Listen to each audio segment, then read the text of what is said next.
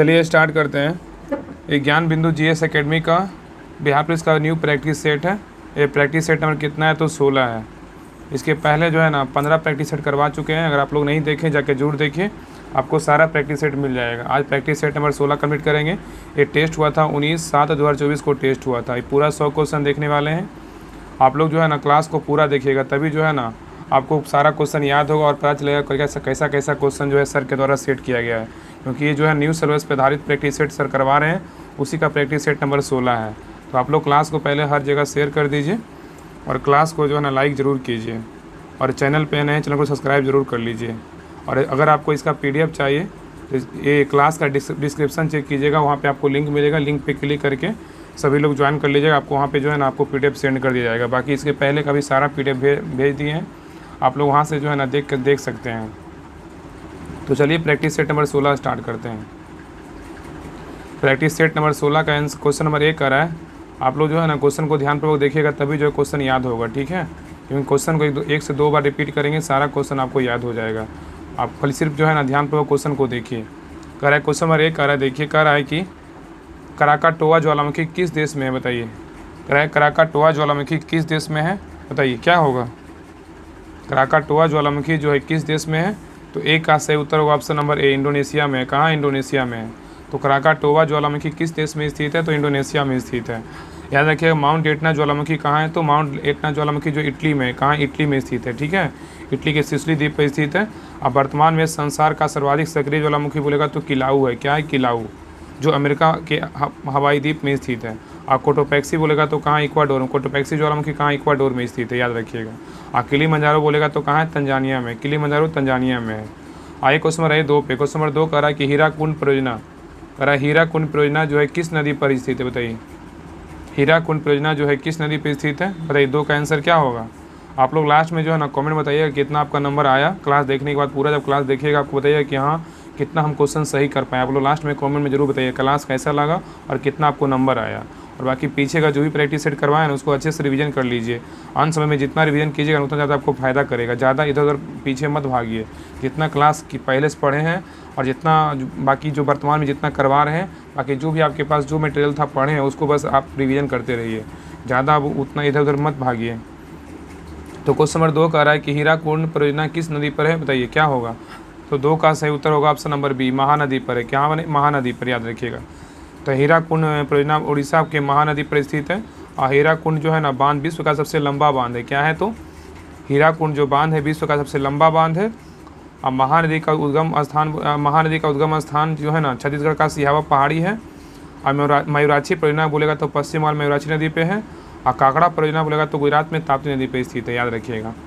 आइए question number 3 पे। Question number 3 कह रहा है कि बाच होते हैं, बताइए कितने प्रकार के बाच होते हैं, बताइए। बाच जो होते हैं कितने प्रकार के होते हैं, तो 3 का सही उत्तर होगा ऑप्शन नंबर ए, 3 प्रकार के होते हैं। कितने प्रकार के होते हैं, 3 प्रकार के होते हैं। आइए क्वेश्चन नंबर 4 पे। क्वेश्चन नंबर 4 कह रहा है कि 9 2 11 होना, बताइए। 9 2 11 होना कि क्या होगा, बताइए। तो 4 का सही उत्तर होगा ऑप्शन नंबर सी, तुरंत भाग जाना। हम लोग बहुत पहले ही पढ़ चुके हैं ना, जब 7 6 में होंगे तो आप लोग पढ़े होंगे। 9 2 11 होना तो भाग जाना। आइए क्वेश्चन नंबर 5 पे। क्वेश्चन नंबर 5 कह रहा है कि सिंधु घाटी की सभ्यता के लोगों का धर्म मुक्ता किस पर आधारित था, बताइए। कह रहा है सिंधु घाटी की सभ्यता के लोगों को धर्म मुक्ता किस पर आधारित था। तो 5 का सही उत्तर होगा ऑप्शन नंबर सी, मातृ देवी की पूजा पर। क्या होगा, मातृ देवी की पूजा पे। तो कह रहा है बहुत ही अच्छा क्वेश्चन है। कह रहा है सिंधु घाटी की सभ्यता के लोगों का धर्म मुक्ता किस पर आधारित था, तो मातृ देवी की पूजा पर था, याद रखिएगा। आइए क्वेश्चन नंबर 6 पे। क्वेश्चन नंबर 6 कह रहा है कि तुगलक वंश का अंतिम शासक कौन था, बताइए। तुगलक वंश का जो अंतिम शासक कौन था, बताइए। कौन होगा, तुगलक वंश का अंतिम शासक कौन होगा, बताइए। तो तुगलक वंश का अंतिम शासक कौन था, तो ये था 6 का right answer option number C, Mahmud Tughlaq था। कौन था, महमूद तुगलक। अपने आप में सोचिए कि कौन सा आंसर मेरा ना सही हो पा रहा है कि नहीं सही हो पा रहा है। तो तुगलक वंश का अंतिम शासक कौन था, तो महमूद तुगलक था। कौन था, महमूद तुगलक। और तुगलक वंश की स्थापना जो है ना गयासुद्दीन तुगलक ने किया था, जिसका मूल नाम ना गाजी मलिक था। कौन था, गाजी मलिक। आइए क्वेश्चन नंबर 7 पे। क्वेश्चन नंबर 7 कह रहा है कि एक क्रिकेट खिलाड़ी गेंद को पकड़ते समय अपने हाथों को नीचे कर लेता है, ऐसा उसे चोट लगने से बचाता है। यह क्या है, बताइए, कौन सा नियम है। कह रहा है एक क्रिकेट खिलाड़ी गेंद को पकड़ते समय हाथों को नीचे कर लेता है, ऐसा उसे चोट लगने से बचाता है। यह क्या, किस नियम पे आधारित है। तो 7 का सही उत्तर होगा ऑप्शन नंबर बी, संवेग के संरक्षण पे। क्या है, एक क्रिकेट खिलाड़ी गेंद को पकड़ते समय अपने हाथों को नीचे कर लेता है, ऐसा उसे चोट लगने पर बचाता है। यह जो है ना संवेग के संरक्षण का सिद्धांत, याद रखिएगा। आइए क्वेश्चन नंबर 8 पे। क्वेश्चन नंबर 8 कह रहा है उच्च न्यायालय के न्यायाधीश का पेंशन निर्धारित है, बताइए किससे है या किस पर है, बताइए। कह रहा है उच्च न्यायालय के न्यायाधीश का पेंशन निर्धारित है किस पे, तो 8 का सही उत्तर होगा ऑप्शन नंबर ए, भारत की संचित निधि से। क्या है, भारत की संचित निधि से। याद रखिएगा, उच्च न्यायालय के न्यायाधीशों की पेंशन जो है ना भारत की संचित निधि पर निर्धारित होते हैं, और उच्च न्यायालय के न्यायाधीशों के वेतन तथा भत्तों को निर्धारित करने की शक्ति संसद को दी गई है, और न्यायाधीशों के वेतन और भत्ते राज्य की संचित निधि पर आधारित होते हैं, याद रखिएगा। आइए क्वेश्चन नंबर आइए 9 पे। क्वेश्चन नंबर 9 कह रहा है कि निम्नलिखित में से सही तिथिवार नीचे दिए गए कूटों का सही चुनिए। नीचे निम्नलिखित में से सही तिथिवार नीचे दिए गए कूटों का सही उत्तर चुनिए। इसमें कह रहा है कि कौन सबसे पहले होगा, इसको बैठाना है क्रम के अनुसार। देखिए इसको बैठाते हैं, तो पहला देखिए इसमें क्या होगा। देखिए रौलट एक्ट कब हुआ था, ये रौलट एक्ट हुआ था कब हुआ था, देखिए पहले इसको पहले कब हुआ था पहले ये देख लेते हैं। तो रौलट एक्ट हुआ था 1919 में हुआ था। कब हुआ था, 1919 में रौलट एक्ट हुआ था। अगर होम रूल आंदोलन का बोलेगा तो ये कब हुआ था, तो होम रूल आंदोलन हुआ था 1916 में हुआ था। कब हुआ था, 1916 में होम रूल आंदोलन हुआ था। और साइमन कमीशन ये जो है ना गठन कब हुआ था, तो साइमन का कमीशन का जो गठन हुआ था 1927 में हुआ था। कब हुआ था, 1927 में स्थापना हुआ था, ठीक है। और गांधी रिबन समझौता कब हुआ था, 1931 में हुआ था। कब हुआ था, 1931 में हुआ। अब बैठा लीजिए पहले कौन कौन होगा। तो इसका जो होगा ना ऑप्शन नंबर क्या होगा, तो डी होगा। क्या होगा, पहले होगा 3 नंबर 1916, उसके बाद 1 नंबर 1919, उसके बाद क्या होगा 2 नंबर 1927 होगा, उसके बाद 1931 होगा। तो 3, 1, 2, 4 इसका राइट आंसर है, ठीक है। तो रौलट एक्ट 1919, होम रूल आंदोलन 1916, साइमन कमीशन 1927, गांधी रिबन समझौता बोले 1931 में स्थापना हुआ था। आइए क्वेश्चन नंबर 10 पे। करा क्रायोलाइट किस धातु का अयस्क है, बताइए। क्रायोलाइट जो है किस धातु का अयस्क है, तो 10 का सही उत्तर क्या होगा, 10 का राइट आंसर होगा ऑप्शन नंबर सी, एल्यूमिनियम का है। किसका, एल्यूमिनियम का है। नेक्स्ट क्वेश्चन नंबर 11 पे कह रहा है कि भारत में बजटीय प्रणाली का जनक जो है ना कौन है, बताइए। भारत में बजटीय प्रणाली का जो जनक है कौन है, बताइए। तो 11 का सही उत्तर होगा ऑप्शन नंबर ए, विल्सन का है। कौन है, विल्सन है। तो भारत में बजटीय प्रणाली का जनक कौन है, तो विल्सन है। आइए क्वेश्चन नंबर 12 पे कह रहा है कंप्यूटर शब्दकोश में CD जो है ना कॉम्पैक्ट डिस्क होता है। कंप्यूटर शब्दकोश में CD अक्षरों का प्रयोग किसके लिए किया जाता है, बताइए क्या होगा। कंप्यूटर शब्दकोश में CD अक्षरों का प्रयोग किसके लिए किया जाता है, तो 12 का जो सही उत्तर होगा ऑप्शन नंबर क्या है, तो 12 का राइट आंसर होगा option number C, compact disc है। क्या है, compact disc. Next question number 13 पे कह रहा है ककड़ी जो है ना किस कुल से संबंधित है, बताइए। ककड़ी जो है आप लोग खाते हैं ना, सभी लोग खाता है ककड़ी। ककड़ी जो है किस कुल से संबंधित है, बताइए क्या होगा। तो 13 का जो सही उत्तर होगा ऑप्शन नंबर डी है, कुकर बिटेसी से। क्या है, कुकर बिटेसी से। तो ककड़ी जो है ना कैसे ककड़ी कैसे कुकर बिटेसी संबंधित है, याद रखिएगा। तो ककड़ी जो है कुकर बिटेसी कुल से संबंधित है। और कुकर बिटेसी कुल के अंतर्गत जो है ना तरबूजा आता है, खरबूजा आता है, कद्दू आता है, करेला आता है, ककड़ी आता है। ये सब क्या आता है, कुकर बिटेसी में आता है, याद रखिएगा। और कंपोजिटी में कौन कौन आता है, तो कंपोजिटी में सूरजमुखी आता है, गेंदा आता है, डेहलियम आता है, कुसुम आता है। ये सब क्या आता है, कंपोजिटी में आता है। और अगर पूछे कि मालवेसी में कौन आता है, मालवेसी में ना कपास आता है। और क्या आता है मालवेसी में जो है ना कपास, मालवेसी दिया हुआ है ना, तो मालवेसी में कपास आता है, गुड़हल आता है, ये सब मालवेसी में आता है। बाकी जो है ना जो भी इंपॉर्टेंट लगेगा PDF में आप पढ़ लीजिएगा। बाकी अभी जो मेरा उद्देश्य मेरा मकसद क्या है, तो आप लोग को रिवीजन करवानी, जितना ज़्यादा क्वेश्चन आपको रिवीजन करवा पाएँ। बाकी PDF हम टेलीग्राम चैनल पे भेज देंगे, आप लोग टेलीग्राम चैनल ज्वाइन कर लीजिएगा। डिस्क्रिप्शन में जो है ना लिंक डाला हुआ है, तो लिंक पे क्लिक करके ज्वाइन कर लीजिएगा। वहाँ पे आपको सारा PDF मिल जाएगा, और ये भी PDF हम वहाँ पे डाल देंगे। तो आपको PDF के लिए सोचना नहीं, जो भी क्लास आता है ना सारा का PDF आप टेलीग्राम चैनल जुड़ जाइए, वहाँ पे आपको सारा मिल जाएगा, ठीक है। और बाकी टेस्ट ग्रुप भी जुड़ जाइए। टेस्ट ग्रुप में या तो कमेंट में जो भी आपको प्रॉब्लम हो, या तो टेस्ट ग्रुप का कमेंट सेक्शन ओपन रहता है, वहाँ पे आपको जो भी प्रॉब्लम हो, कुछ भी बोलना है तो आप वहाँ पे कमेंट कर सकते हैं। वहाँ पे आपको जो है ना जो भी मांगिएगा वहाँ पे आपको मिल जाएगा। तो सभी लोग ज्वाइन कर लीजिए। जो भी इस चैनल पे सीधा सोचिए, जो भी इस चैनल पे क्लास आएगा ना, तो आपको सारा PDF आपको मिल जाएगा टेलीग्राम चैनल पे। तो आप लोग जो ज्वाइन कर लीजिए ज़रूर, क्योंकि अंत समय में जितना रिवीजन कीजिएगा उतना ज़्यादा आपको फ़ायदा करेगा।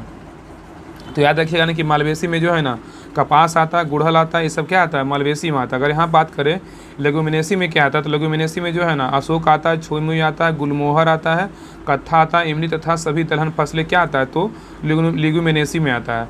अगर यहाँ पे बात करें सोलेनेसी में क्या आता है, तो सोलेनेसी में जो है ना सोलेनेसी में आलू आता है, मिर्च आता है, बैगन आता है, धतूरा आता है, टमाटर आता है, सोलेनेसी में आता है। ये सब पॉइंट ना याद रखिएगा, क्योंकि याद करवाना मेरा उद्देश्य, मेरा यादें करवाना उद्देश्य होता है, ना कि हम मेरा जल्दी क्लास को ख़त्म करवाना होता है। बहुत सारे हैं ना क्लास 20 मिनट में पूरा 100 क्वेश्चन ख़त्म करवाते हैं, लेकिन मेरा ये उद्देश्य नहीं होता है ना कि हम अपना सिर्फ फ़ायदा के लिए ना हम किसी को नुकसान करवाएं। मेरा उद्देश्य यही होता है कि आपको जो है ना जो क्वेश्चन हम करवा रहे हैं वो आपको हमेशा याद हो जाए। ये मेरा उद्देश्य होता है। आगे देखिए क्वेश्चन नंबर 14 पे कह रहा है कि चेरनोबिल दुर्घटना संबंधित है किससे, बताइए। चेरनोबिल दुर्घटना जो है ना संबंधित किससे है, बताइए क्या होगा। तो 14 का जो सही उत्तर होगा ऑप्शन नंबर ए, नाभिकीय दुर्घटना से। क्या है, नाभिकीय दुर्घटना से। आइए क्वेश्चन नंबर 15 पे देखिए, मैं तो क्वेश्चन इसको आपको हम टिक कर दे रहे हैं, आप लोग बना लीजिएगा। तो 15 का सही उत्तर होगा ऑप्शन नंबर बी है। 15 क्या है, ऑप्शन नंबर बी। 16 का बात करें तो 16 का सही उत्तर क्या होगा, ऑप्शन नंबर डी होगा। 16 का क्या है, डी है। आगे देखिए यहाँ से जीके का क्वेश्चन है। तो कह रहा है 17 नंबर क्वेश्चन कह रहा है कि राज्यसभा का सर्वप्रथम गठन, कह रहा है कि राज्यसभा का जो सर्वप्रथम गठन हुआ था वो किस वर्ष हुआ था, बताइए। राज्यसभा का जो गठन हुआ था वो किस वर्ष हुआ था, बताइए क्या होगा। तो 17 का सही उत्तर क्या होगा, ऑप्शन नंबर सी, 1952 में हुआ था। कब हुआ था, 1952 में। 3 अप्रैल 1952 को स्थापना हुआ था, ठीक है। 3 अप्रैल 1952 को स्थापना हुआ था। तो राज्यसभा का सर्वप्रथम गठन हुआ था 3 अप्रैल 1952 को हुआ था। और इसकी पहली बैठक जो है ना 13 मई 1952 को हुई थी, याद रखिएगा। और भारतीय संसद 2 सदनों मतलब राज्यसभा, लोकसभा तथा राष्ट्रपति से मिलकर बना होता है, याद रखिएगा, ठीक है। 2 सदन तथा राष्ट्रपति से मिलकर बना होता है संसद। आगे आइए और याद रखना कि राज्यसभा के सदस्यों को अधिकतम संख्या कितनी होती है, 250 होता है। कितना होता है, 250। एक क्वेश्चन जो है ना बिहार ऐसे में पूछा हुआ क्वेश्चन है। राज्यसभा के सदस्यों की अधिकतम संख्या कितनी होती है, तो 250 होती है, 250 होता है। और राज्यसभा का जो है विघटन नहीं होता है, बल्कि इसके 1/3 सदस्य प्रत्येक 2 वर्ष पे क्या होते हैं, सेवानिवृत्त हो जाते हैं। आइए क्वेश्चन 18 पे करा वित्तीय आपात, करा वित्तीय आपात प्रथम बार कितने दिनों के भीतर संसद के दोनों सदनों के सम्मुख रखा जाना चाहिए, बताइए क्या होगा। करा वित्तीय आपात प्रथम बार में कितने दिनों के भीतर संसद के दोनों सदनों के सम्मुख रखा जाना चाहिए। तो 18 का सही उत्तर होगा ऑप्शन नंबर बी, 2 माह। क्या होगा, 2 माह। क्वेश्चन नंबर 19 पे करा चितवन घाटी, करा चितवन घाटी किस देश में स्थित है, बताइए। चितवन घाटी जो है किस देश में स्थित है। तो 19 का सही उत्तर होगा ऑप्शन नंबर सी, नेपाल में। कहाँ है, नेपाल में। आइए क्वेश्चन नंबर 20 पे करा क्यूसेक, करा क्यूसेक से क्या मापा जाता है, बताइए। क्यूसेक से क्या मापते हैं। तो 20 का सही उत्तर होगा ऑप्शन नंबर डी। यहाँ पे क्या होगा, इनमें से कोई नहीं। यहाँ पे क्या होगा ना, इसका जो सही उत्तर होगा क्यूसेक से जो है ना जल की बहाव मापते हैं, ठीक है। याद रखिए क्यूसेक से क्या मापते हैं, तो जल की बहाव की दर मापने की इकाई क्या कहलाता है, क्यूसेक कहलाता है। तो क्यूसेक जो है ना जल की बहाव की दर मापने की इकाई है। क्या है, जल की बहाव, ना कि गहराई, ना शुद्धता, ना मात्रा। यहाँ पे क्या होगा, जल का बहाव होगा, ठीक है। इसलिए option number D is the right answer है। और रेन गेज वर्षा, रेन गेज जो है रेन गेज वर्षा की मात्रा का मापने वाला यंत्र होता है। और बिस्कोमीटर जो होता है किसी तरल की श्यानता मापने वाला यंत्र होता है, ठीक है। और जो मैनोमीटर होता है वो द्रवों या गैसों के दाब मापने वाला यंत्र होता है। और फाइथोमीटर क्या होता है, तो ये समुद्र की गहराई को मापता है। क्या करता है, समुद्र की गहराई को कौन मापता है, फाइथोमीटर मापता है। और गैसों का दाब मापने वाला यंत्र कौन सा है, तो मैनोमीटर है। और याद रखिए किसी तरल की श्यानता मापने वाला यंत्र क्या है, तो बिस्कोमीटर है। और वर्षा की मात्रा बोलेगा तो रेन गेज है। ये सब पॉइंट याद रखिएगा। आगे देखिए क्वेश्चन नंबर आइए 21 पे। क्वेश्चन नंबर 21 कह रहा है कि मानव शरीर, कह रहा है कि मानव शरीर का समान तापक्रम 98.4 डिग्री फ़ारेनहाइट है। इसके बराबर 0.0 डिग्री सेल्सियस में तापक्रम क्या होगा, बताइए। कह रहा है कि मानव शरीर का जो समान तापक्रम है 98.4 डिग्री फ़ारेनहाइट है। इसके बराबर 0 डिग्री सेल्सियस में तापक्रम क्या होगा। तो 21 का जो सही उत्तर होगा क्या होगा, तो ऑप्शन नंबर बी है, 36.89। क्या है, 36.89 है। आइए क्वेश्चन नंबर आइए 22 पे। क्वेश्चन नंबर 22 कह रहा है घरेलू विद्युत तार स्थापना मूलतः क्या है, बताइए। घरेलू विद्युत तार जो है ना स्थापन मूलतः क्या है। तो 22 का सही उत्तर होगा ऑप्शन नंबर क्या है, तो बी है, समांतर संबंधन है। क्या है, समांतर संबंधन है। आइए क्वेश्चन नंबर आइए 23 पे। क्वेश्चन नंबर 23 पे है। क्वेश्चन नंबर 23 कह रहा है कि भारतीय राष्ट्रीय कांग्रेस के किस अधिवेशन में बाल गंगाधर तिलक ने अभिव्यक्त किया था, देश स्वराज मेरा जन्मसिद्ध अधिकार है, मैं उसे लेकर रहूँगा, बताइए। कह रहा है कि भारतीय राष्ट्रीय कांग्रेस के किस अधिवेशन में बाल गंगाधर तिलक ने अभिव्यक्त किया था कि स्वराज मेरा जन्मसिद्ध अधिकार है, मैं इसे लेकर रहूँगा, बताइए। कौन सा अधिवेशन में कहा था, बताइए। तो 23 का जो सही उत्तर होगा क्या होगा, तो इसका right answer option number D होगा। लखनऊ अधिवेशन 1916 में बोले थे। क्या है, तो लखनऊ अधिवेशन 1916 में। तो भारतीय राष्ट्रीय कांग्रेस के लखनऊ अधिवेशन 1916 में बाल गंगाधर तिलक ने अभिव्यक्त किया कि स्वराज मेरा जन्मसिद्ध अधिकार है, मैं उसे लेकर रहूँगा, याद रखिएगा, ठीक है। और वर्ष 1916 में लखनऊ अधिवेशन की अध्यक्षता किसने किया था, अंबिका चरण मजूमदार किया था। अगर पूछेगा ना इसका अध्यक्षता किसने किया था, लखनऊ अधिवेशन की किसने किया था 1916 में, तो अंबिका चरण मजूमदार किए थे। कौन किए थे, अंबिका चरण मजूमदार किए थे, याद रखिएगा, ठीक है। आइए क्वेश्चन रहे 24 पे। कर अंगोला की राजधानी कहाँ है, बताइए। अंगोला की राजधानी जो है ना कहाँ है, बताइए क्या होगा।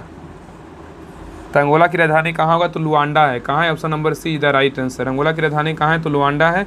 अंगोला का मुद्रा बोलेगा तो क्या है, अंगोला का मुद्रा बोलेगा तो जो है ना क्वाजा है। कहाँ है, क्वाजा इसका मुद्रा है, क्वाजा, ठीक है। अंगोला का मुद्रा बोलेगा तो क्वाजा है। जाम्बिया की राजधानी बोलेगा तो कहाँ है, जाम्बिया की राजधानी बोलेगा तो लुसाका है। कहाँ है, लुसाका।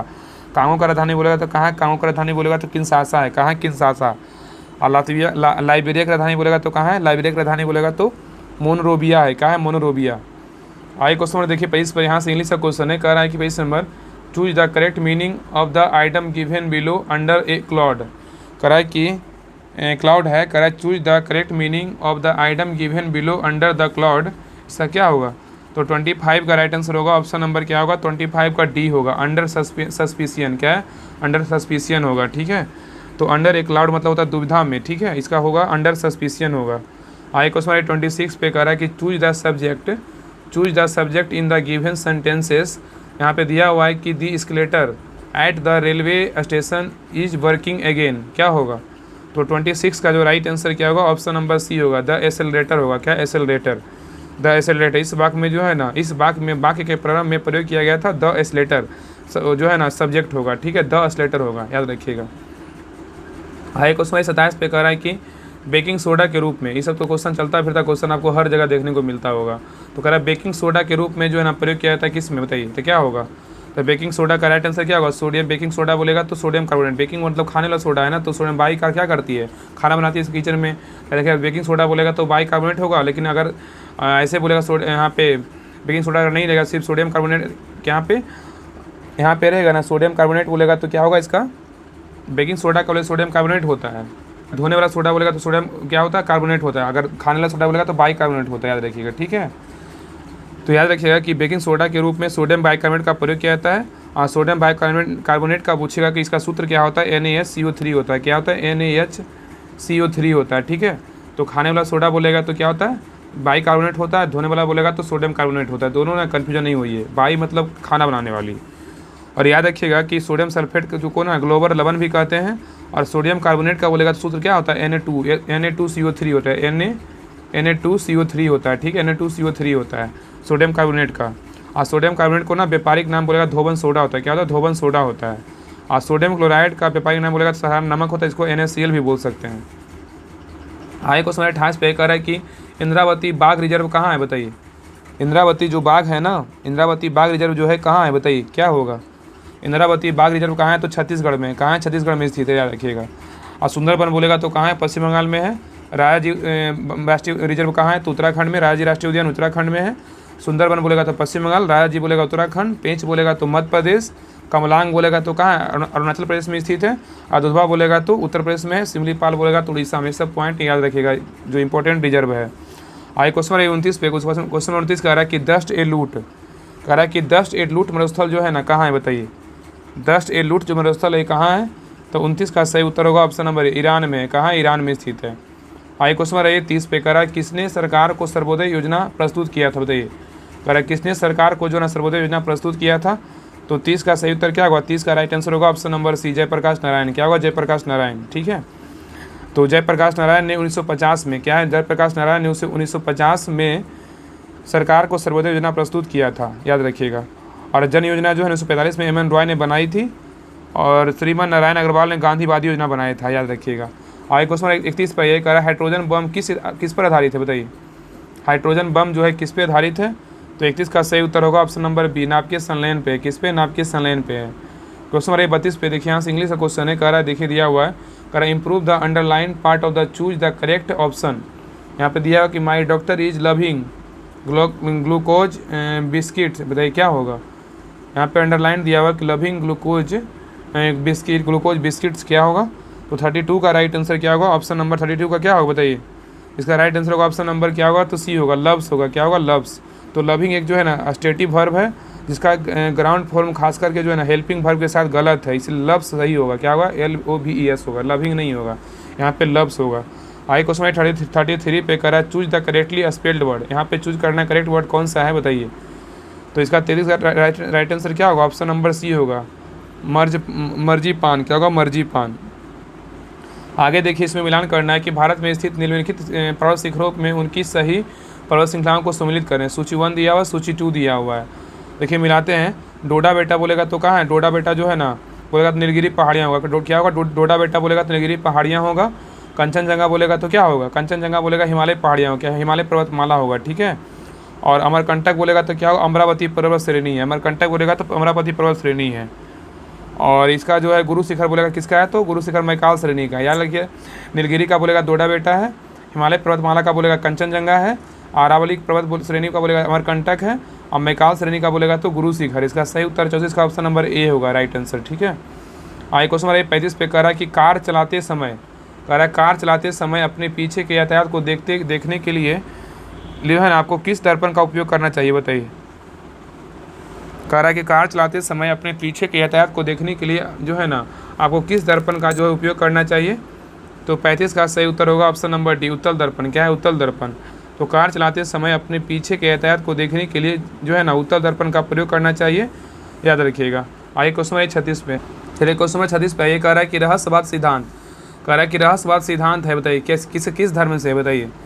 रहस्यवाद सिद्धांत जो है ना किस धर्म से संबंधित है, बताइए क्या होगा। तो 36 का सही उत्तर होगा ऑप्शन नंबर सी, जैन धर्म से। क्या है, तो जैन धर्म से, याद रखिएगा। तो रहस्यवाद सिद्धांत जो है ना ये जैन धर्म से संबंधित है, याद रखिएगा। आगे एक जैन धर्म की आप आप लोग बताइए कि जैन धर्म के संस्थापक कौन थे, बताइए। तो जैन धर्म के संस्थापक एवं प्रथम तीर्थंकर बोलेगा तो कौन है, तो ऋषभ देव है। कौन है, ऋषभ देव है। और जैन धर्म के 23वें तीर्थंकर बोलेगा तो कौन है, पार्श्वनाथ है। और 24वें बोलेगा तो कौन है, महावीर है। अगर यहाँ पे बात करेगा ना कि जैन धर्म के वास्तविक संस्थापक कौन होगा, तो महावीर होगा। लेकिन ऐसे संस्थापक बोलेगा ना तो ऋषभ देव थे, ठीक है, याद रखिएगा। और जैन धर्म का वास्तविक संस्थापक बोलेगा तो महावीर को मानते हैं, ठीक है, याद रखिएगा। और महावीर स्वामी ने अपने उपदेश में अनेकांतवाद की चर्चा की, जिसे स्यातवाद कहा जाता है, याद रखिएगा। आगे क्वेश्चन नंबर 37 पे कह रहा है सूफिया कलाम, कह रहा है सूफिया कलाम जो एक प्रकार का भक्ति संगीत है, विशेषता क्या है, बताइए। कह रहा है ना कि सूफिया कलाम जो एक प्रकार का भक्ति संगीत है, विशेषता क्या है। तो 37 का जो सही उत्तर होगा ऑप्शन नंबर बी, कश्मीर का है। क्या है, कश्मीर का है। तो सूफिया कलाम जो एक प्रकार की जो है ना भक्ति संगीत है, जो कश्मीर की विशेषता है। और कल्हन के अनुसार जो है ना श्रीनगर की स्थापना मौर्य सम्राट अशोक के द्वारा किया गया था। और कश्मीर में इस्लाम का आगमन जो है 13वीं और 14वीं शताब्दी में हुआ था, याद रखिएगा। आगे क्वेश्चन नंबर 38 पे देखिए। क्वेश्चन नंबर 38 कह रहा है कि निम्नलिखित में से जो है ना कौन गलत है, मतलब कौन सुमेलित नहीं है। इसमें छांटना है कि कौन एक ना गलत है, मतलब सुमेलित नहीं है, बताइए इसमें क्या होगा। देखिए पहला देखिए क्या कह रहा है, पहला कह रहा है ना कि विटामिन B1 क्या है, तो थायमिन, बिल्कुल क्या है, सही है। विटामिन B1 को क्या बोलते हैं, थायमिन बोलते हैं, बिल्कुल सही है। और विटामिन ए को क्या बोलते हैं, रेटिनॉल बोलते हैं, बिल्कुल क्या है, सही है। और विटामिन B7 को क्या बोलते हैं, बायोटीन बोलते हैं। क्या बोलते हैं, बायोटीन बोलते हैं।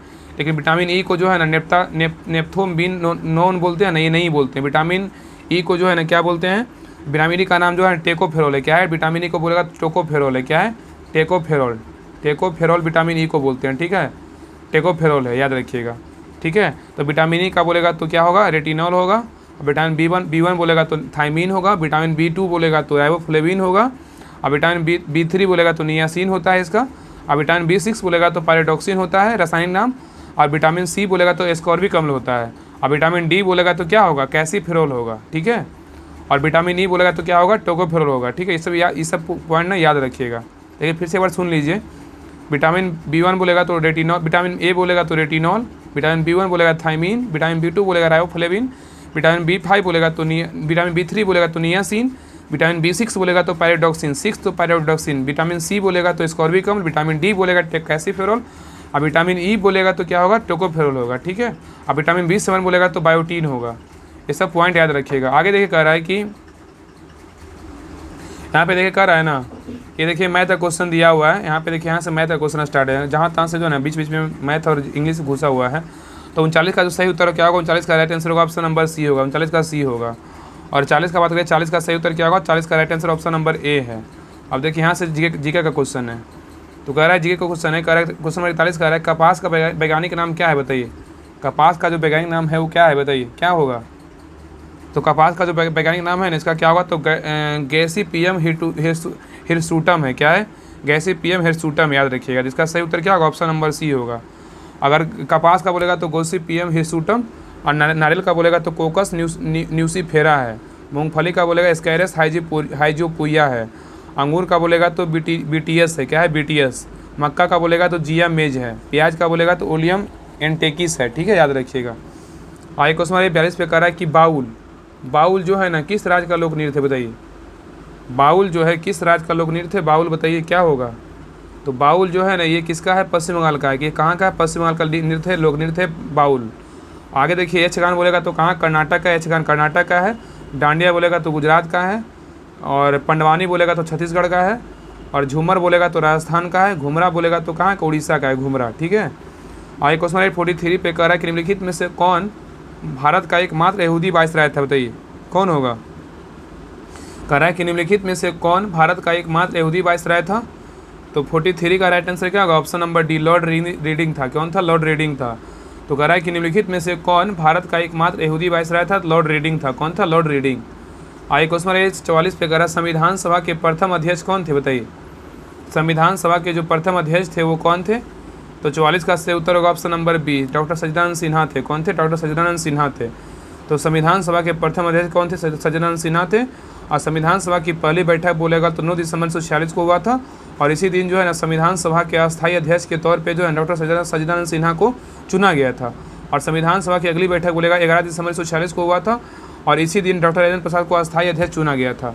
और संविधान सभा के अस्थायी उपाध्यक्ष बोलेगा तो कौन है, अस्थायी यहाँ पे उपाध्यक्ष पूछ रहा है, यहाँ पे कन्फ्यूजन नहीं होना है।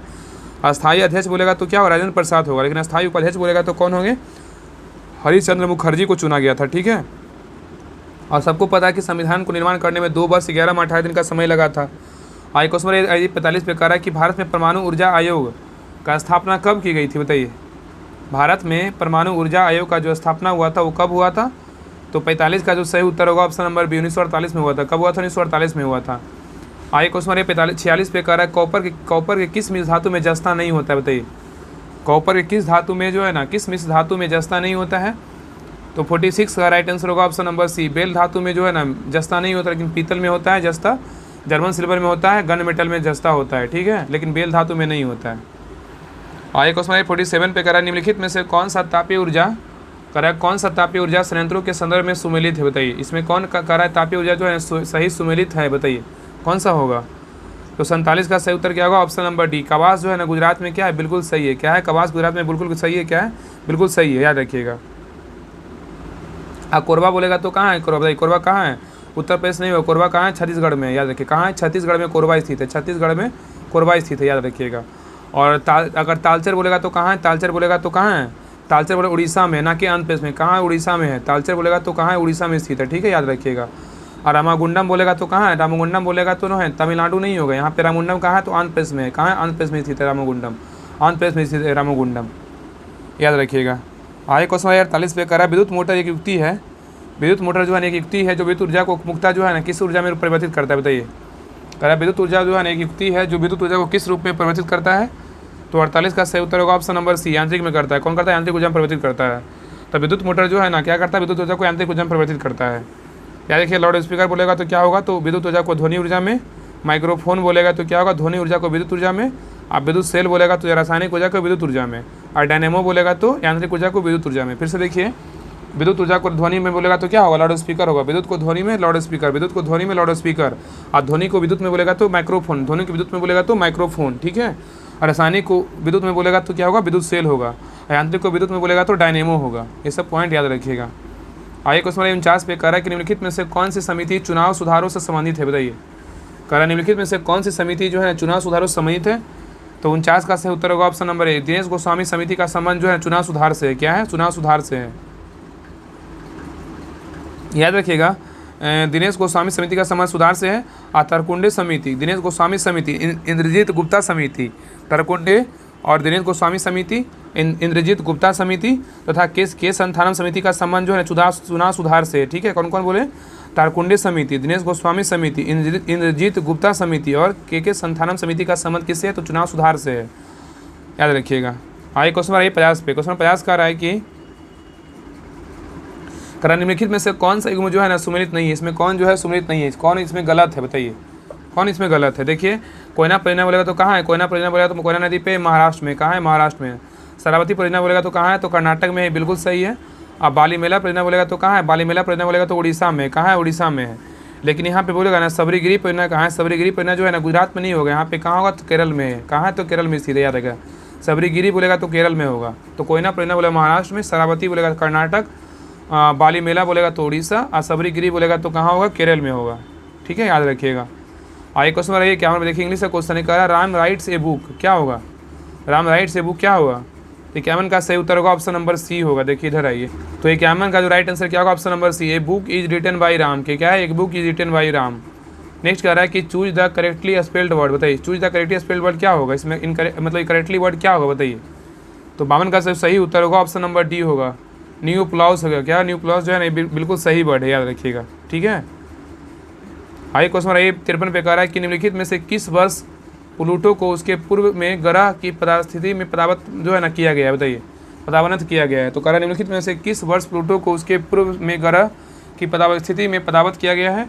तो 53 का सही उत्तर होगा ऑप्शन नंबर बी, 2006 में। क्या होगा 2006 में। आइए क्वेश्चन नंबर 54 पे कह रहा है कि निम्नलिखित में से कौन से सुधार में लॉर्ड कर्जन का योगदान नहीं था, बताइए। कह रहा है निम्नलिखित में से कौन से सुधार में लॉर्ड कर्जन का योगदान नहीं था। तो 54 का सही उत्तर होगा ऑप्शन नंबर ए, सती प्रथा पे रोक पे नहीं था, लेकिन जो है ना बंगाल विभाजन पे था लॉर्ड कर्जन का, सेना व न्यायिक सुधार में था और पुलिस सुधार में था, याद रखिएगा। तो सती प्रथा का जो था ना, इसका जो कौन सा वायसराय था, ये लॉर्ड विलियम बेंटिंग था। कौन था? लॉर्ड विलियम बेंटिंग था। कौन था? लॉर्ड विलियम बेंटिंग था, याद रखिएगा, ठीक है।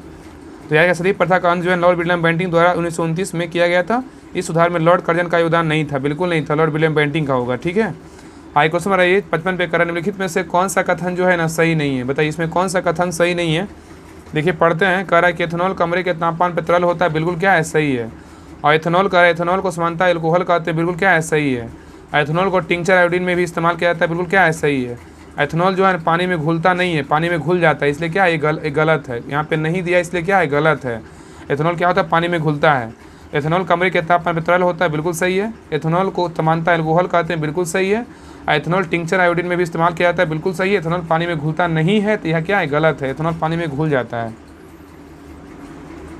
आगे क्वेश्चन आ रही है 56 बेकार है कि निम्नलिखित में से कौन सा अनुच्छेद जो है ना धार्मिक कार्य के प्रबंध की स्वतंत्रता से संबंधित है, बताइए। करा निम्नलिखित में से कौन सा अनुच्छेद जो है ना धार्मिक कार्य के प्रबंध की स्वतंत्रता से संबंधित है, बताइए कौन सा अनुच्छेद होगा।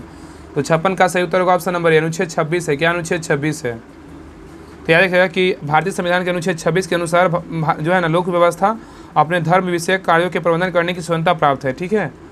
और अनुच्छेद 23 में क्या है? तो अनुच्छेद 23 के अनुसार जो है किसी व्यक्ति की खरीद बिक्री, बेगारी तथा इसी प्रकार के अन्य जबरदस्ती लिया हुआ श्रम निषिद्ध ठहराया गया और जिसकी उल्लंघन विधि के अनुसार दंडनीय अपराध है, याद रखिएगा। और अनुच्छेद 24 में क्या है? तो इसमें बोला गया ना 14 वर्ष से कम आयु के वाले किसी बच्चे को कारखानों खानों में या अन्य किसी जोखिम भरे काम को जो है ना नहीं किया जा सकता है, ठीक है। अनुच्छेद 24 में प्रतिबंध बोला गया है, प्रतिबंध दिया गया है। आगे क्वेश्चन 57 पे कह रहा है कि लोथल किस नदी के निकट स्थित है, बताइए। लोथल जो है किस नदी के निकट स्थित है, बताइए क्या होगा? सबको पता है भोगवा होगा, इसका राइट आंसर क्या होगा? ऑप्शन नंबर डी होगा। आगे देखिए क्वेश्चन 58 कर रहा है, देखिए यहाँ पे मैथ का क्वेश्चन है। तो 58 का जो सही उत्तर क्या होगा? 58 का ऑप्शन नंबर सी होगा। 58 का क्या होगा? सी होगा। आगे देखिए आंसर का राइट आंसर क्या होगा? आंसर का राइट आंसर होगा ऑप्शन नंबर बी होगा। क्या होगा? बी होगा। आगे देखिए 60 से क्या है? जीके का क्वेश्चन दिया हुआ है। तो कह रहा है कि 60 नंबर से क्वेश्चन करा है कि ट्यूरिंग अवार्ड किस क्षेत्र से संबंधित है, बताइए। कह रहा है ट्यूरिंग अवार्ड जो है किस क्षेत्र से संबंधित है। तो 60 का सही उत्तर होगा ऑप्शन नंबर सी, कंप्यूटर विज्ञान से। क्या है? कंप्यूटर विज्ञान से। तो ट्यूरिंग अवार्ड जो है ना कंप्यूटर विज्ञान के क्षेत्र में दिया जाने वाला जो है ना प्रमुख पुरस्कार होता है, ठीक है।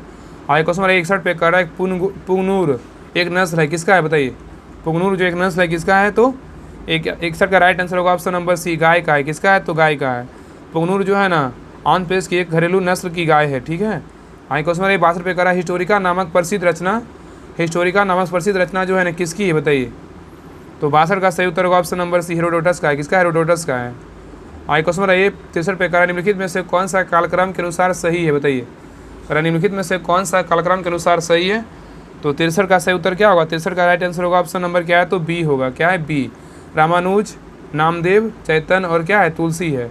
तो कह रहा है निम्नलिखित में से कौन जो है ना कालक्रम के अनुसार सही है। तो रामानुज, उसके बाद नामदेव, राम, देखिए राम नाम, ठीक है ना, राम नाम ऐसे याद रखिएगा, याद रहेगा, राम, नामदेव, चैतन्य और तुलसी। आगे क्वेश्चन नंबर आइए 64 पे। क्वेश्चन नंबर 64 कह रहा है, देखिए कह रहा है कि विद्युत धारा, कह रहा है विद्युत धारा किस उपकरण से मापी जाती है, बताइए। विद्युत धारा जो है किस उपकरण से मापते हैं। 64 का सही उत्तर क्या होगा? ऑप्शन नंबर बी होगा, एमीटर से मापते हैं। किससे मापते हैं? एमीटर से मापते हैं।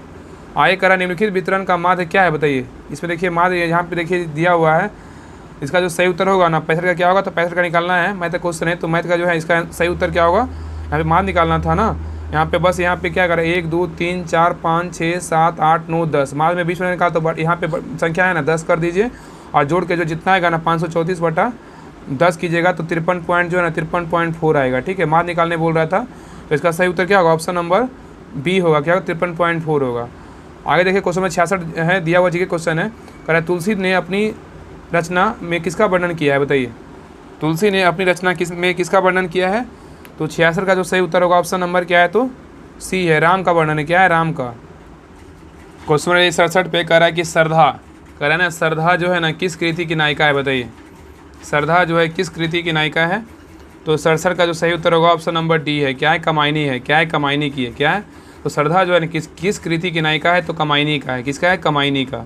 तो आधुनिक काल में के प्रमुख जो है ना, आधुनिक काल के प्रमुख जो है छायावादी कवि जयशंकर प्रसाद कृत महाकाव्य जो है ना, कमायनी की नायिका जो है ना श्रद्धा थी। कौन थी? श्रद्धा थी। और कमायनी किसका है? तो जयशंकर प्रसाद का, याद रखिएगा। आगे क्वेश्चन 68 पे कह रहा है कि इसमें सुमिलित करना है। इसमें क्या करना है? सुमिलित करना है। सूची 1 दिया हुआ है, सूची 2 दिया हुआ है। तो रिएक्टर स्केल का क्या होगा? रिएक्टर स्केल का क्या मापते हैं, बताइए। इससे जो है ना भूकंपीय तीव्रता मापते हैं। क्या क्या मापते हैं? भूकंपीय तीव्रता मापते हैं, याद रखिएगा। अब ब्यूफोर्ट स्केल से क्या मापते हैं? तो ब्यूफोर्ट स्केल से जो है ना, इससे हवा की गति मापते हैं। क्या मापते हैं? हवा की गति मापते हैं। और केल्विन स्केल से क्या मापते हैं? केल्विन स्केल से जो है ना क्या मापते हैं? परम ताप मापते हैं। क्या मापते हैं? परम ताप मापते हैं। और मिली बार स्केल से क्या मापते हैं? दाब मापते हैं। क्या मापते हैं? दाब। तो दाब को मापते हैं मिली बार स्केल से, परम ताप को मापते हैं केल्विन स्केल से, और भूकंपीय तीव्रता को मापते हैं रिएक्टर स्केल से, हवा की गति को मापते हैं ब्यूफोर्ट स्केल से, याद रखिएगा। तो दाब बोलेगा तो मिली बार स्केल, परम ताप बोलेगा तो केल्विन स्केल, भूकंपीय तीव्रता बोलेगा तो रिएक्टर स्केल, हवा की गति बोलेगा तो ब्यूफोर्ट स्केल। यह सब पॉइंट याद रखिएगा। आगे क्वेश्चन 69 पे कह रहा है कि आरटीआई कानून, कह रहा है आरटीआई कानून किस वर्ष प्रभावी हुआ था, बताइए। आरटीआई जो कानून हुआ था वो किस वर्ष प्रभावी हुआ था? 69 का सही उत्तर होगा ऑप्शन नंबर ए, 2005 में। क्या? 2005 में। तो सूचना का अधिकार जो है राइट टू इन्फॉर्मेशन, आरटीआई क्या होता है? राइट टू इन्फॉर्मेशन होता है। 15 जून 2005 को अधिनियमित किया गया था और 12 अक्टूबर 2005 को संपूर्ण भारत में जो है ना इसको लागू कर दिया गया था।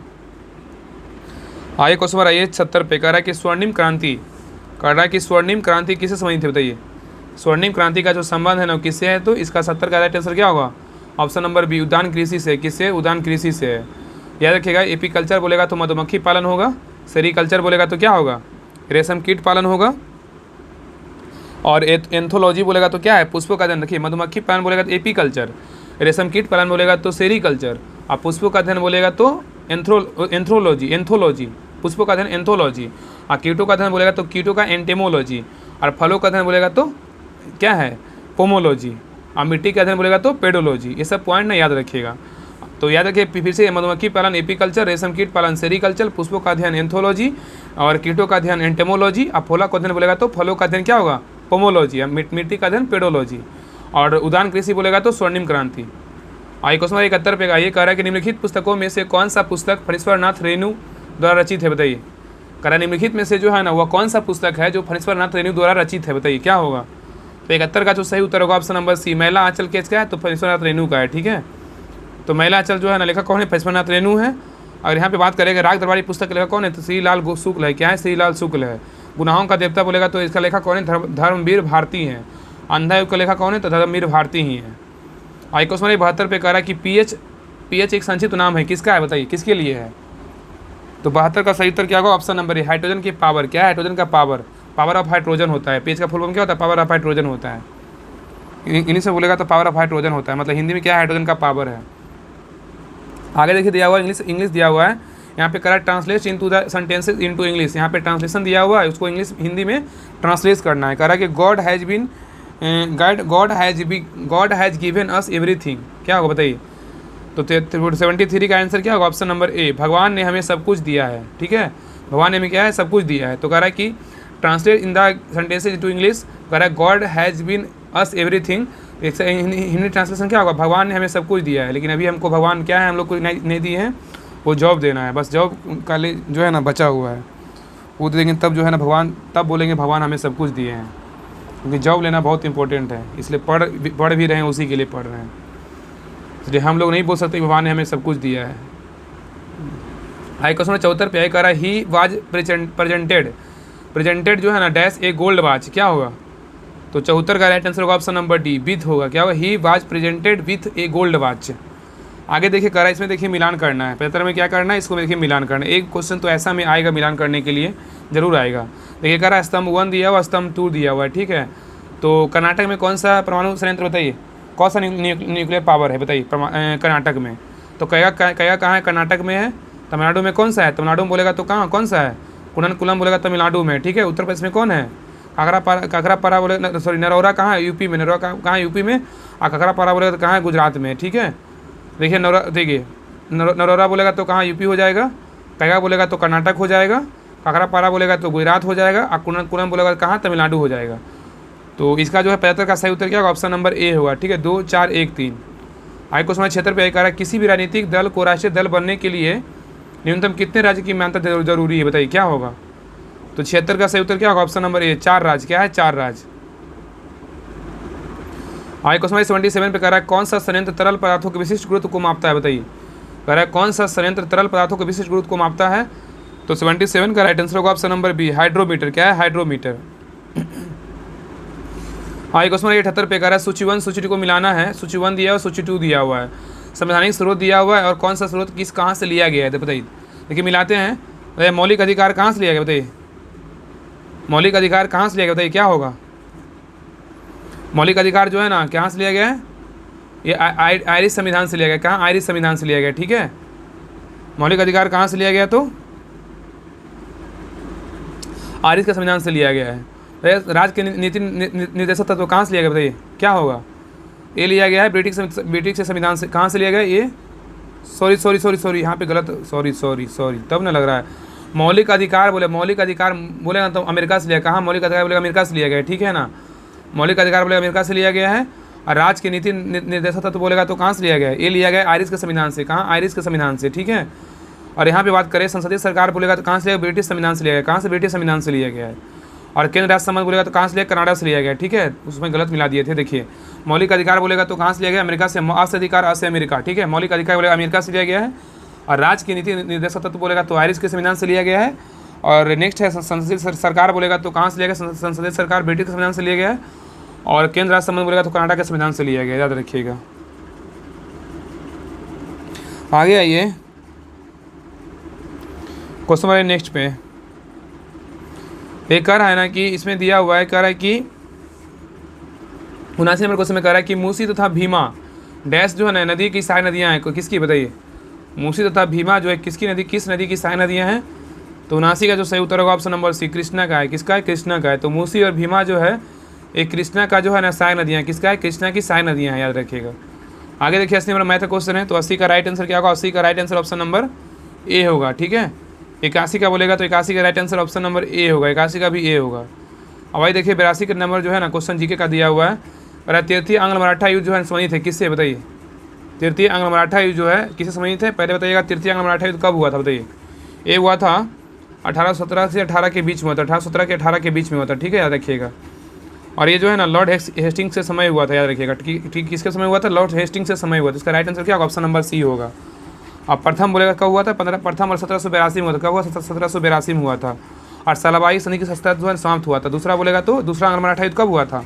ये 1803 से 1805 के बीच हुआ था। आगे क्वेश्चन 83 पे कह रहा है कि ताप बढ़ने के साथ द्रव की सहायता क्या होती है? तो ताप बढ़ने के साथ जो है द्रव की सहायता ना घटती है। क्या होती है? घटती है। तो ताप बढ़ने के साथ द्रव की सहायता क्या होती है? घटती है। आगे क्वेश्चन 84 पे कह रहा है कि निम्नलिखित में से कौन सा युग्म जो है ना सुमेलित नहीं है? इसमें कौन कह रहा है गलत है? देखिए इसको मिलाते हैं। अकबर का मकबरा कहाँ है? सिकंदरा में, बिल्कुल सही है। और जहांगीर का मकबरा कहाँ है? शाहदरा में, बिल्कुल क्या है? सही है। और शेख निजामुद्दीन औलिया का मकबरा कहाँ है? बताइए। ये अजमेर नहीं होगा, क्या है? ये गलत है। क्या है? अजमेर गलत है। तो शेख निजामुद्दीन औलिया का मकबरा जो है ना अजमेर नहीं, कहाँ है? दिल्ली में। कहाँ है? दिल्ली में, याद रखिएगा। ये कहाँ है? दिल्ली में स्थित है, याद रखिएगा। और नेक्स्ट शेख सलीम चिश्ती का मकबरा कहाँ है? फतेहपुर सीकरी में। तो याद रखिए फिर से। अकबर का मकबरा बोले सिकंदरा में है, जहांगीर का मकबरा बोलेगा तो शाहदरा में है, और शेख निजामुद्दीन औलिया का मकबरा अजमेर नहीं दिल्ली में होगा, और शेख सलीम चिश्ती का मकबरा बोलेगा फतेहपुर सीकरी में। इसका राइट आंसर क्या होगा? ऑप्शन नंबर सी होगा। आगे क्वेश्चन 85 पे करा 7 टीलों का शहर जो है ना सिटी ऑफ 7 हिल्स किसे कहते हैं? तो 85 का जो सही उत्तर होगा ऑप्शन नंबर बी, रोम को कहते हैं। किसको कहते हैं? रोम को कहते हैं। तो 7 टीलों का जो शहर है के नाम से प्रसिद्ध शहर कौन है? रोम है, जो यूरोप में स्थित इटली की राजधानी है, ठीक है। और टाइबर नदी किनारे बसा रोम शहर के चारों ओर जो है ना 7 पहाड़ी से घिरा है। और अगर यहाँ पे पूछेगा गगनचुंबी इमारतों का नगर बोलेगा किसको बोलते हैं? न्यूयॉर्क को बोलते हैं। और कॉकपिट ऑफ यूरोप किसको बोलते हैं? बेल्जियम को बोलते हैं। और सिटी ऑफ गोल्डन गेट किसको बोलते हैं? सैन फ्रांसिस्को बोलते हैं। कहाँ है? यूएसए में है। आगे क्वेश्चन नंबर 86 पे कह रहा है कि निम्नलिखित में से कौन जो है सुमेलित नहीं है, इसमें कौन गलत बोल रहा है, इसमें भी मिलान करना है, बस इसको पढ़ना है, बताना है कि कौन इसमें गलत है। देखिए जिंक जो है ना यहाँ पे कह रहा है जिंक सिल्वर आयोडाइड बोलेगा तो कौन है, हॉर्न सिल्वर प्रयोग होता है, बिल्कुल सही है। और सिल्वर क्लोराइड में बोला कृत्रिम वर्षा प्रयोग करते हैं, बिल्कुल सही है। और जो है ना जिंक फॉस्फाइड जो है ना चूहे का विष में प्रयोग करते हैं, क्या है, बिल्कुल गलत है। ये क्या है, बिल्कुल गलत है। तो जो है याद रखिएगा ना, जिंक फॉस्फाइड का उपयोग जो है चूहा के विष के रूप में होता है। जिंक फॉस्फाइड के जो है ना यहाँ पे सॉरी कौन जो है ना सुमेलित बोल रहा है, सॉरी यहाँ पे देखिए कह रहा है ना, सॉरी नहीं ध्यान दिए। देखिए कह रहा है कि इनके में से जो है ना कौन सा सुमेलित है, तो सिल्वर आयोडाइड जो हॉर्न सिल्वर गलत है, सिल्वर क्लोराइड बोला कृत्रिम वर्षा गलत है, और जिंक फॉस्फाइड का जो प्रयोग करते हैं चूहे के विष में करते हैं, बिल्कुल क्या है, तो सही है। तो चूहे के विष में जो है ना जिंक फॉस्फाइड का प्रयोग करते हैं, बिल्कुल सही है। तो यही जो क्या है ऑप्शन नंबर सी इधर राइट आंसर है। तो इसका सही उत्तर क्या होगा, ऑप्शन नंबर सी हो। देखिए यहाँ पे याद रखिएगा ना कि देखिए सिल्वर आयोडाइड का बात किया है, सिल्वर आयोडाइड का प्रयोग कहाँ करते हैं, तो याद रखिएगा कि सिल्वर आयोडाइड को ना हॉर्न सिल्वर भी कहता है, ठीक है। और ये जो है ना सिल्वर आयोडाइड को हॉर्न सिल्वर भी कहते हैं। और इसका जो उपयोग है फोटोक्रोमेटिक कांच में करते हैं, कहाँ करते हैं, फोटोक्रोमेटिक कांच में, फोटोक्रोमेटिक कांच में करते हैं, फोटोक्रोमेटिक कांच में करते हैं, सिल्वर आयोडाइड का प्रयोग करते हैं, ठीक है। और सिल्वर आयोडाइड का बोलेगा, सिल्वर आयोडाइड का जो है ना, और सिल्वर आयोडाइड का उपयोग कृत्रिम वर्षा कराने में भी होता है, ठीक है। सिल्वर आयोडाइड का जो उपयोग है, यहाँ पे सिल्वर क्लोराइड बोला है ना, सॉरी सिल्वर क्लोराइड का बात किया ना, सिल्वर क्लोराइड बोलेगा तो सिल्वर क्लोराइड का जो है ना हॉर्न सिल्वर बोलते हैं, ठीक है। सिल्वर क्लोराइड को हॉर्न सिल्वर बोलते हैं। और सिल्वर क्लोराइड का जो उपयोग है ये फोटोक्रोमेटिक कांच, इसका होगा फोटोक्रोमेटिक कांच होगा, इसका फोटोक्रोमेटिक कांच होगा, ठीक है। और सिल्वर आयोडाइड का जो प्रयोग है ना, सिल्वर आयोडाइड का प्रयोग कृत्रिम वर्षा कराने में करते हैं, किस में करते हैं, कृत्रिम वर्षा कराने में करते हैं। और सिल्वर नाइट्रेट का बोलेगा तो किस में करते हैं, सिल्वर नाइट्रेट का प्रयोग जो है निशान लगाने वाले स्याही जो है ना, उसमें जो मतदान लगता है, मतदान जब करवाया जाता है उसमें जब निशान जो लगता है उंगली पे, वो सिल्वर जो है ना नाइट्रेट होता है, याद रखिएगा, ठीक है। आइए क्वेश्चन में आइए, क्वेश्चन में आइए नेक्स्ट पे कह रहा है, देखिए 87 में क्वेश्चन कह रहा है कि इंग्लिश का क्वेश्चन है, देखिए कह रहा है choose the antonyms of the given word, choose the antonyms of the given word के बारे में बोल रहा है। कन्विक्टेड का क्या होगा, बताइए कन्विक्टेड का क्या होगा, तो 87 का सही उत्तर क्या होगा, ऑप्शन नंबर सी होगा, एक्यूटेड होगा, क्या होगा, एक्यूटेड होगा।